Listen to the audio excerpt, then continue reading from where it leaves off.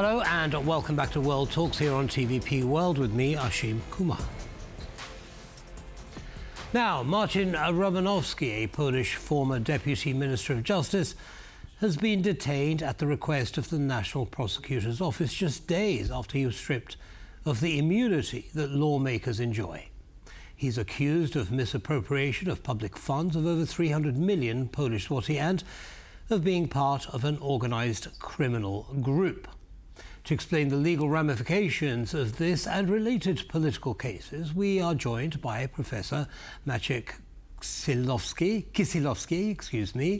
Associate Professor of Law and Strategy at the Central European University. Welcome, Professor, to TVP World, and thank you for taking the time.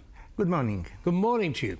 So, what's your analysis of the case? I mean, is it quite simply a case of holding someone to account for wrongdoing, MP or not? Well, legally it's quite simple indeed. There is ample evidence that the extent of misappropriation of funds that Mr. Romanowski was involved in was just stunning.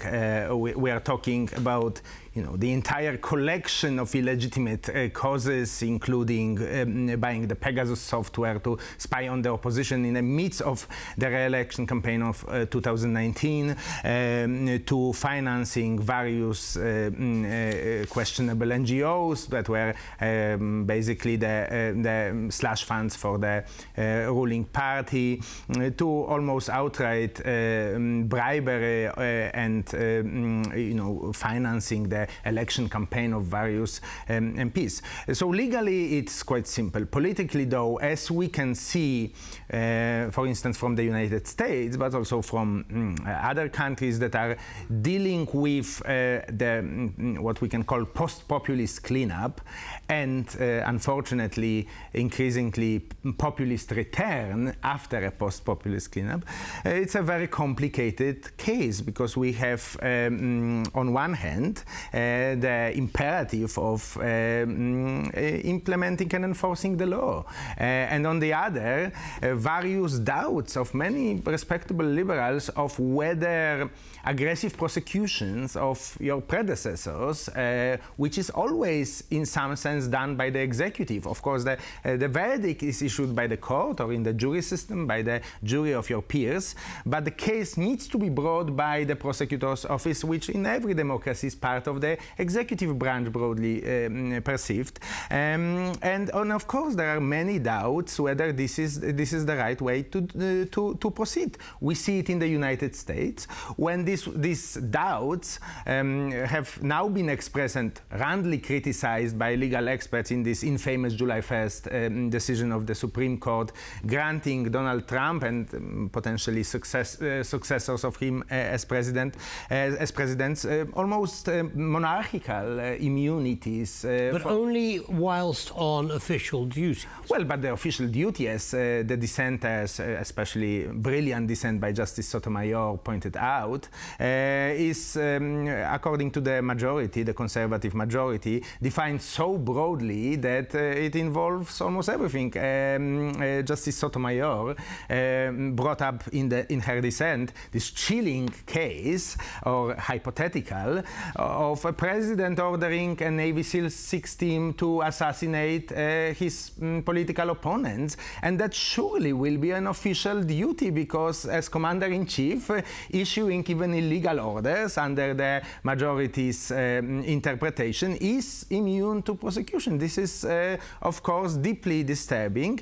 But what I want to say is that we are now, over the last 2 weeks, fixated over the what many constitutional lawyers call radicals in robes, the right-wing justices and their peculiar legal theories. But in truth, a lot of mainstream liberal commentators have long expressed similar doubts, or at least ambivalence about prosecuting Donald Trump. That is why this whole process of bringing Trump to justice proceeded Unlike in Poland, and that's coming back to Mr. Romanowski's case, here the justice is very swift. The Democratic coalition is only a few months in office, and we have first arrests. It took 4 years, and it took 4 years for a reason. There was a series of decisions that were made that brought us where we are. Yes, definitely selection of Merrick Garland, a former judge, very respected, but not, an aggressive personality. Compare it with the decision to appoint Adam Bodnar, who is equally respected, but much more bold in his outlook on people need to be brought to justice, no matter what their formal functions were. Would that include President Biden, who also had secret documents in his home, who had a ghostwriter write his story using those secret documents? And President Biden wasn't prosecuted, whereas Trump was until, So you say correctly, I believe, that the law applies equally.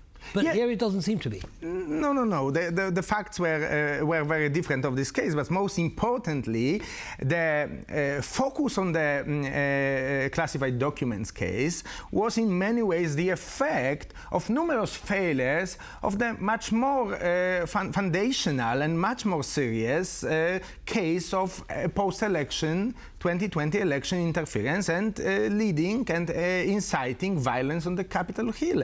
That case has been proceeding with a very, very slow pace indeed. And again, the decisions, we can't pretend that the decisions of the Biden administration, of Merrick Garland, who is part of the administration, had nothing to do with it. I mean, starting from the fact that the criminal case was waiting until the conclusion of the lengthy congressional investigation, which was very illuminating, but didn't change much because the Congress is too deadlocked to bring any meaningful sanctions on Trump. And then, of course, the decision now to appoint Jack Smith as an independent prosecutor, which ironically, it was done by Merrick Garland to precisely avoid any impression that there is a political interference. And now, the Trump-appointed Florida federal judge Eileen Cannon dismissed the case precisely, arguing that the far-reaching independence of Jack Smith is in fact unconstitutional because he is then a so-called principal officer, which needs to be confirmed by the Senate. So all of those decisions, we could even go to the state level. Is the outrageous case in which the prosecutor in the Georgia case, which was particularly outrageous interference caught on tape by Donald Trump when he pressured officials to find several thousands of votes that he lacked to carry the state, when the prosecutor basically hired her own lawyer as the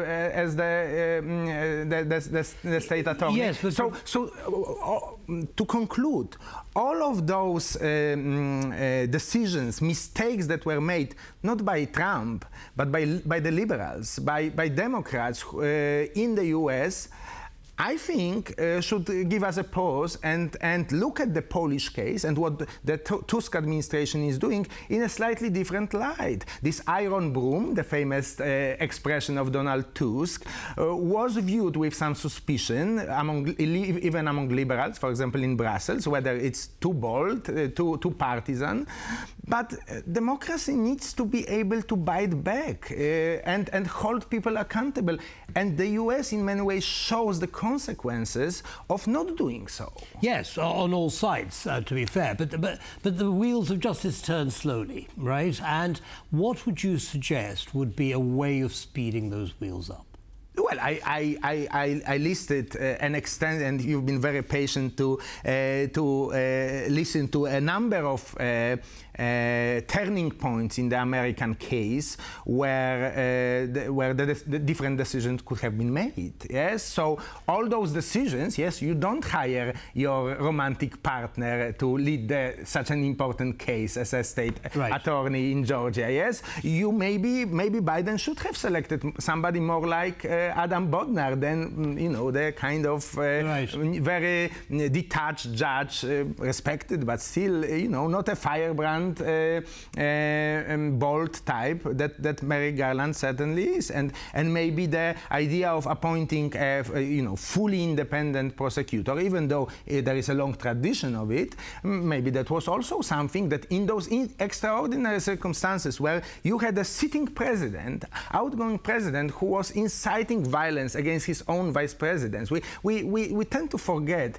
how unprecedented Trump's actions were. And unprecedented actions maybe require unprecedented responses. That's at least what Tusk and Adam Bodnar are telling us. And I think, given the failure of alternative approaches, we need to listen to their perspective. Unprecedented responses, though, does raise some question marks, but unfortunately we don't have time to focus on that. I'd like to ask you, please, about J.D. Vance. Yes. Now, he is an alumnus of Yale University, as are you. Yeah, Yale Law School specifically. Yale Law School. Yes. And a year below you, I understand. Yes, yes. So what's your impression of him, and what do you think of the fact that he's now on the ticket with Trump? So J.D. Vance was part of this social circle, which is animated quite expertly by a well-known professor and a mentor, Professor Amy Chua, of whom I have personally also high regard. But it's a group of, in a very liberal, left-leaning law school that Yale is, it's a group of center-right, libertarian to conservative students and a small section of faculty that have always been a little bit against the main current of the place. Now, an interesting aspect of this is that until recently, very important for this social circle was the emphasis that we are conservatives, but we are Democrats. Yes, and J.D. Vance was exactly in this stream. Yes, he was a never-Trumper. He compared Trump in 2016 to Hitler in private messages. He called him an idiot. He said he's a threat to democracy. And in my view, he was right on all those counts in 2016 and in 2024. And alas, a lot of the members of this particular social circle at my alma mater has been moving towards a more accommodation stance towards MAGA Republicans and Donald Trump in particular. And J.D. Vance is emblematic of this. Yes? So they're both on the ticket. Let's assume that they actually take up those positions, those roles. How do you think that is going to influence the Trump policy, the US policy towards Central and Eastern Europe, if at all, in your opinion? Well, so looking at those migrants towards the Trump camp from not only my law school, but also other elite universities, consider Representative Stefanik, a similar case, a Harvard alumna. I think a lot of us are hoping that their transformation towards Trump is at least to some extent opportunistic. That's our hope. That would be the best case scenario, yes? Because if they are true believers, if they are now, like Trump, basically in bed with Vladimir Putin, then of course Eastern Europe is in big trouble. But the hope is they are doing it at least partly opportunistically, and that they do maintain some sanity. And recent Vance interview with New York Times, he tries to thread the needle on issues such as climate change, for example, not being an outright climate denier like Trump. So there is a hope that that he will moderate the message a little bit. I hope so. I very much hope so. Okay. I can't give you a guarantee. Okay, well, let's not bet on it. Come back afterwards and we'll see what happens. Yes, thank you very much, Professor, for joining us. My pleasure. So that was Professor Kisilowski, excuse me, and we'll be back soon. Don't go away. Thank you.